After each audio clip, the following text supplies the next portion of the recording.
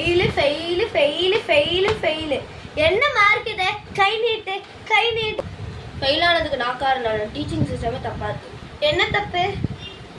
Biology ma'am வராங்க, செல்னா உயிரினம்னு சொல்லிட்டு போயிடுறாங்க. ஃபிசிக்ஸ் மேம் வராங்க, செல்னா பேட்டரின்னு சொல்லிட்டு போயிடுறாங்க.